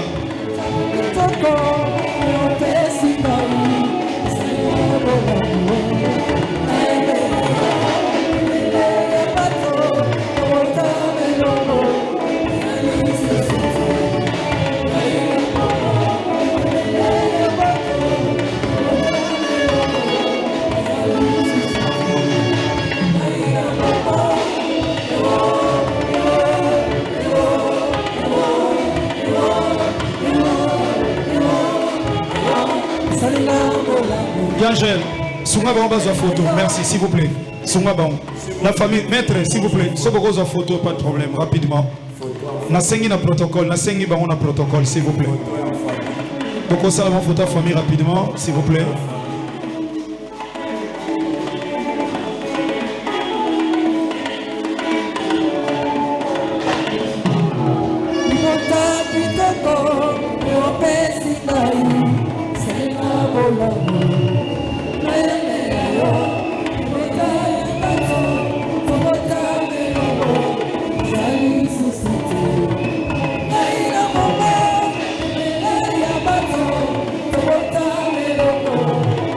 Merci beaucoup. Merci maître. Merci beaucoup.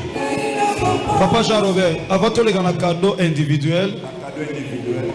Tant que l'année année passée, tu as fait le département des femmes, prière union, il y a CFC, il y a le département des femmes à CFC États-Unis.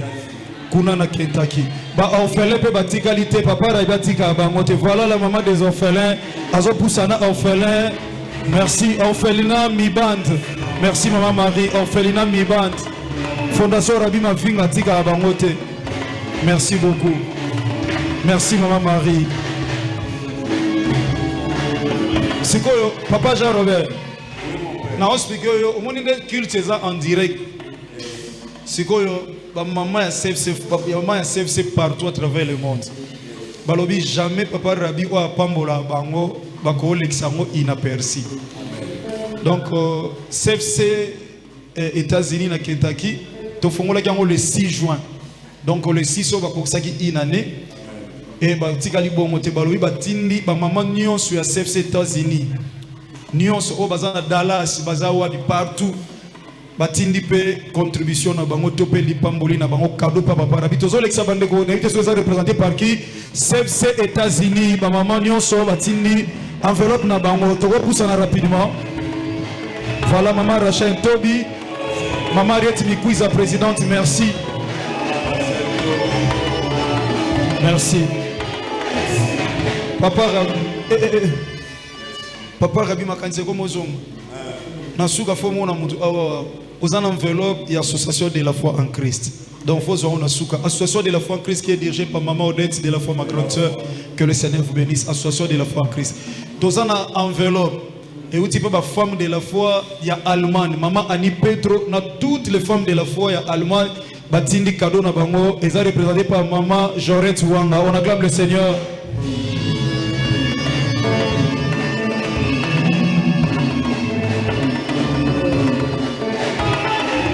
Merci maman Ni Pedro. Papa Jean-Robert, tu as un cadeau individuel.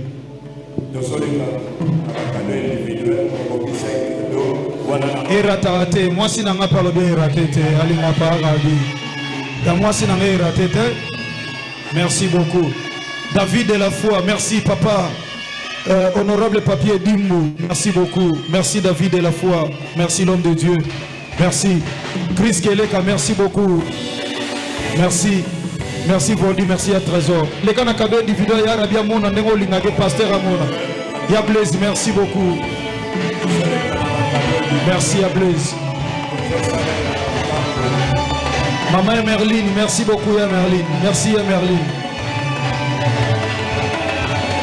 Moi, ça directeur, merci. Merci, moi, ça directeur. Merci Matania Ninga, merci beaucoup. Il y a un cadeau individuel rapidement pour te soulever ça.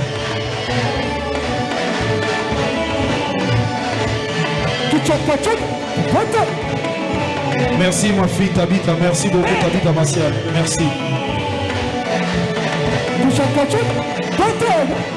Merci beaucoup. Merci. Papa Jean-Robert. Passe à bien, passe à. Ce qu'on passe à, Tolito Pambola, pasteur Nabiso ya Mpasa. Biso bato Mpasa, Tolito Pambola, pasteur Nabiso ya. Talande Basali Banda.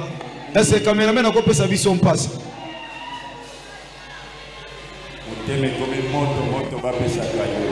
Pardon? Est-ce que vous reprenez sa vision passe à Batombo qui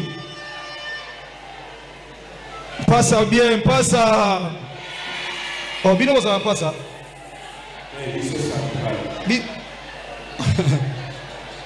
Nana, ça va pas ça. Pasteur Nangaye. Bon, il y a Marisal qui a discuté. Il y a Marisal qui a discuté. Passe à bien, passe à. L'homme de Dieu, que le Seigneur vous bénisse. Merci l'homme de Dieu. Merci d'être venu. Merci. Sikoyo, bon, cadeau et koyana nous sima. Bato passe à notre quotidien nous sima cadeau y. Parce que beaucoup quand c'est là mon cadeau t'es. Passe à bien que ça les lanzam beza et on passe à ton quota. Bon on apprend à représenter cadeau na biso.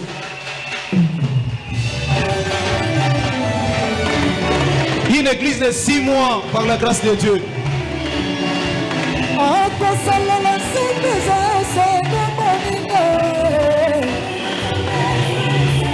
Zéla. Yangel ba ocha désordre. Maman Solange, pardon, s'il vous plaît. Ce télémi, ba on peut ba télémi. Na mona boleke belé ba ocha désordre dans l'église. Bosala ka wana. Maman Solange, pardon, si m'équipe na. Pardon maman. Maman présidente Zéla.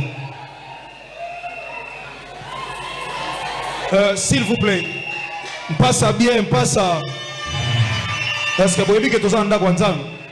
Ok. Tout gérer ce qu'on appelle sa directive. Bakambi ya ba département. S'il vous plaît, bokoti na kati. Biso, oyo toza ba fidèle. Tous ala wana libanda pour cadeau et kozana libanda wana. Donc boso wana libanda présidente na bakambi ya ba département. Papa Moïse bino nyonso nde bopusani côté oyo. S'il vous plaît. Boya a. Boya a. Maman, s'il vous plaît. Bosala. Passe à pardon, il y a tout kokate ah ouais, tout kokate. Bien. Tozo ptina, tozo pesa pa ya maman Solange, présidente sa ba maman, azo remettre cadeau na biso bomo na mosima. Azo pesa papa Rabi. Bon, département de femmes boya rasba kambia département de femmes. Merci. Zwa siko cadeau to pesa papa cadeau ko ya sima ngamono bande ko bo gérer cadeau sima. Merci beaucoup papa Ngombe, merci beaucoup papa Ngombe. Merci Namoni Papa Ngombe CFC Mpasa. Voilà, cadeau yangwana tombola likolo maman. Tombola cadeau, voilà. Voilà.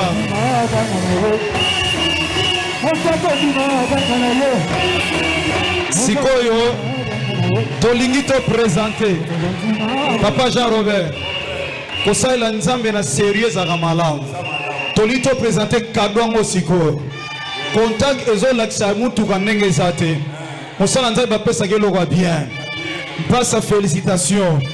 Passe à nzama pambola bino. Voici le cadeau de pasteur Rabi Mafinga na CFC. Passe à Vangoa.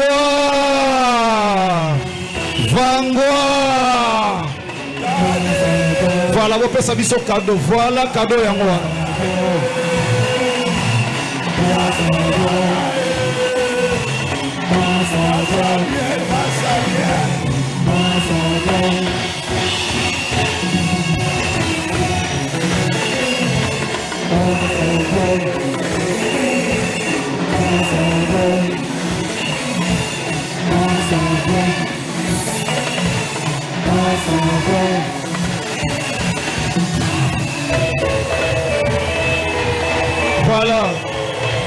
Voilà maman Esther na volant, maman Esther y en passe na volant, maman Esther en passe. Amemi nous tout cas pasteur na e.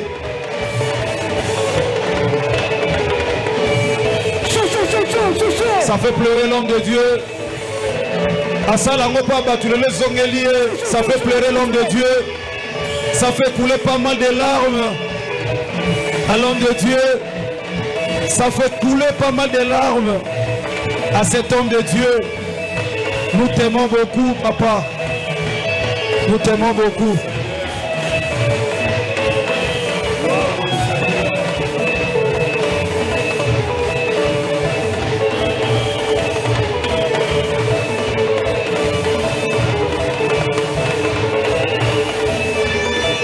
CFC Central Beta Mololo. CFC elongo na Yesue. Ah nganza. Jesa. CFC elongo na Yesue. Panguna na biso. Ya mari CFC te, CFC. CFC pasa elongo na Yesue. Oh, panguna na biso.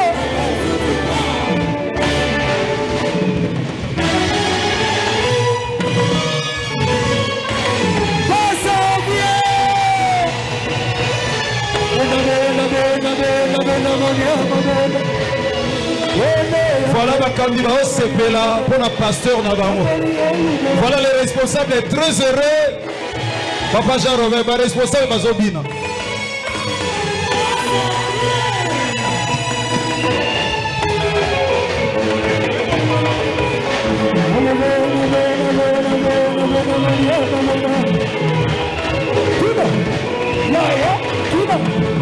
Malomba tudiatina. Malomba tudiatina. Bitu. Tutamoko. Allez, bina na Jésus. Ya, bina. Akina, mama, akina. Bina, una mandana, bina. Allez, das. Voilà.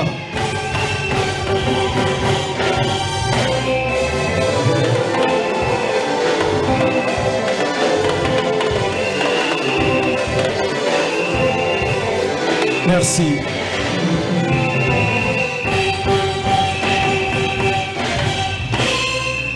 Merci.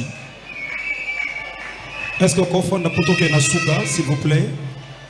S'il vous plaît, libota na nzambe toza nda kwa nzambe soto konfonda. Na opesa ilo papa et pasteur Alain.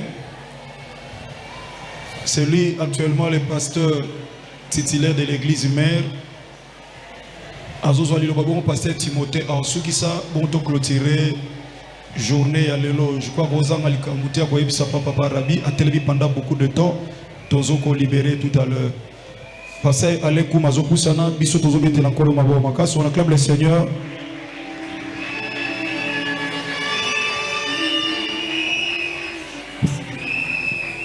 Ok. Mbote na biso. Mbote na biso. Merci Nganga Nzambe pour nous offrir sa parole. Au nom de Jésus-Christ de Nazareth, au nom du patriarche révérend Dokuta Michael Yessi, notre Père, au nom de l'église mère les bons samaritains, Tozui acte Yabo Bonami Yamosali Yanzambi, reconnaissance ya ministre, ya notre pasteur Rabbi Mavinga. Ya mibale maenyo soyo osali Nzamba lobi yangonde elobamaka. Et lokola lingomba tolobiete na mosali ya Nzambe kotala simate aller en avant. 1 Corinthiens chapitre 15 verset 58, la Bible dit: travaillez de mieux en mieux dans l'œuvre du Seigneur. Tosala malamu na mosala ya Nzambe po mosalo toza kosala ekoleka pamba te. Eza na lifuti na yango. Et nous ne sommes pas là pour les matériels, mais nous sommes là pour l'intérêt du royaume. Yaliboseza koluka bokonza likolo nde biloko nyonso koya. matériel ekoya, mbongo ekoya, oyo nyonso toza nango besoin sur la terre, donc bénéficier na yango. Et aujourd'hui, l'homme de Dieu établi, Nakati Lingomba Nabiso Yampasa, il est devenu l'ange de cette église sous l'onction de son père spirituel, l'évangéliste international, pasteur de la foi, Jean-Paul Mayata. Et maintenant, Azosala, l'incarnation de son père. Dans un peu témoignage à Moké, Ogamsuna Landi, Matéa ya pasteur Abi, comme il est là, dans le lobby, mais moi, Nazolo Baga, le Jean-Paul. Dans l'Andaï, na Facebook, il parle comme Jean-Paul. Moi, na malam asalka incarnation ya tata. Si le fils fait l'incarnation du père, c'est que azana ADN ya papa. Et le quoi na monyon katinaye, et le quoi l'église mère tolobi okinde liboso. Oyo tata na yo salite yo sala ko fois 3. Avance. Negoza na mile wana ya pasa na nzela ya mafuta ya tata na yo obimisa encore ba extension mususu. Ceux qui tata sali 10 yo sala 20 parce que aujourd'hui déjà mafuta ya tata. Que le Dieu de la Bible, notre Seigneur Jésus-Christ de Nazareth, apambola yo au nom de Jésus. Amen. Merci beaucoup, pasteur Alain Kouma. Il y a eu bateau et révérend de Boudjamgeli ici, t'attaquer retraite, il y a aussi mes responsabilités sur l'église. Les bons samaritains, et c'est quand on bon la mutema, to ekoli le bananzambe, banda to banda, tito eko bimanata nzambe, et notre église, les autres, c'est toujours maison mère. Voilà. Merci, pasteur Manassé, pour la présence. Que le Seigneur vous bénisse, papa. Merci. Merci, papa. Nazoleksa pasteur Timothée Kama, représentant ya district. Merci. On a moussa nzamba zopusa na biso to betela nzambe maboko kolo zo loku pour la moya district.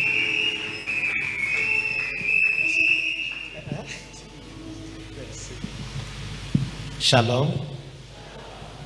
Toko zwata mingite. Tolobili boso merci na nzambe tata mokeli na nyonso. Na nzela na mwana na Yesu Kristo ya Nazareth kwa atiki biso na bomo ete tozali susu lelo kombo na ye ekumisama. Na pesi merci na papa na ngape ya molimo révérend Boniface Lema Diamonika esika zali nzambe apambola ye parce que il faut kokumisaka pe papa. Amen. Na ye na komba district en principe révérend Edouard Ndombele Kaziaka yende esengelaki azala awa mais comme santé ezamala muta salaki accident à l'hôpital eba ko subir intervention moka munene na niveau ya bassin azana mabende et facture CBMS tout va bien akobima mikolo yo ezoya nzambe a continuer ko garder ye pe apese nzoto makasi esika zali. Merci na révérend Jean-Paul na benga kompangi parce que vraiment zampangi ponanga nzamba pambola yo na mona ba qualité belé na kati na yo oye sepelisanga et j'ai tenu que madame pazala po alobe alinga ko mingi donc nzamba pambola pe madame nangesi kazakona eza nango pelisomo te. Tozolo bela likambo ya reconnaissance ya ministère. Article 40 alinéa 2 balobi de la reconnaissance est considéré comme ministre de Dieu dans une église locale. Tout membre adhérent, homme ou femme, ayant reçu l'appel de Dieu au ministère. Donc, azala mobali, azala mwasi, soki nzambe abenga ye, nde yende aza reconnu comme ministre de Dieu. Et je crois que Révérend Jean-Paul Mayata kokote le misamutute, Sakazala convaincu qu'Enzamba Bengaye. Cet appel est reconnu par une prière d'imposition des mains faite par les pasteurs et les anciens de l'église locale, selon Acte 13, 2 à 3. Yango bomonaki bancien na quelques pasteurs bazalaki wana pona kochela ye maboko ndenge communauté et lobby. Pe babakisi balobi et cela en présence des membres du bureau du district. Il y a des pasteurs bazo sala berer wana mingi. Atomboli bana yemoka sangisi bana na ye abondeli pona bango ale mbala moko o bakomi ba pasteur. Mais biso na niveau communauté. Soki ko salama eke représentant ya district azate donc pour la communauté wana za pasteur ya église mais pasteur ya communauté te. Alors awa ngana ye lokola représentant ya district pe représentant ya communauté des assemblées de Dieu de la République démocratique du Congo pe na ye kaka pona prendre acte kolobete pasteur Abi ko bandalelo azali susu pasteur kaka CFCT mais akomi moko ya ba pasteur na kati ya communauté des assemblées de Dieu de la République démocratique du Congo. Voilà pourquoi na sengi na révérend Mikolo Koya Bosombi certificat à province parce que wane utaka na niveau ya communauté et ko pesa enzela partout ko kende assemblée de Dieu zakaka awate na monde entier ba assemblée de Dieu zali do place nyoso okomona ba ade c'est que eza communauté na biso donc toza mondial ndenge pe CFC ezokende kozala mondial ndenge pe KDC eza mondial alors ko banda lelo na prendre acte ya reconnaissance ya ministère ya pasteur Rabi Tikanzambe apambola ye apambola pe nyonso etikali et na biso na communauté après reconnaissance Kalezalaki consécration après ordination mais bayeko sangisa ordination na consécration place moko donc pour dire que pour akoma révérend neti ba révérend Jean-Paul Mayata ba komina révérend Alain Kouma donc wane kozala étape mususu wane kozala biso districté mais na niveau national bakokita na église place kozala pour être ba installé ako m'appelle un jour pasteur titulaire. Donc na minute yo pasteur Abi osa pasteur responsable ya extension ya CFC kuna nampasa. Mais titulaire na yo révérend Jean-Paul Mayata. Donc okoyeko sala likambute sans que ya yeba. Donc azana droit ce qui a moni peke kunezo tambola malamu te alongo liyo pe azumutu mususu atie. Donc, on a dans l'obligation, autant de la malam, autant ça bébé quoi communauté. Voilà pourquoi, je crois que après Bamilulu Oyo, il faut aussi tout au fond sa dossier na yo na niveau province. Mais en tant que secrétaire à district, tant que aux assemblée, il y a district na mois de juillet, le 24 juillet.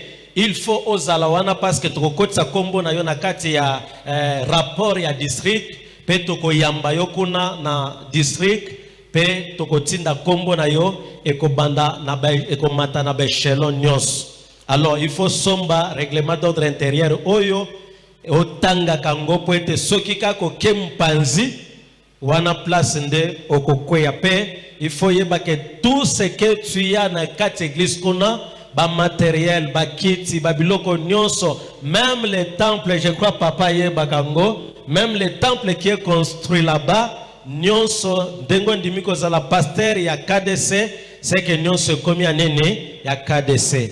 Tika nzambe na lola apambola révérend Jean-Paul Mayata pe apambola pasteur Rabi na komboneso. Amen.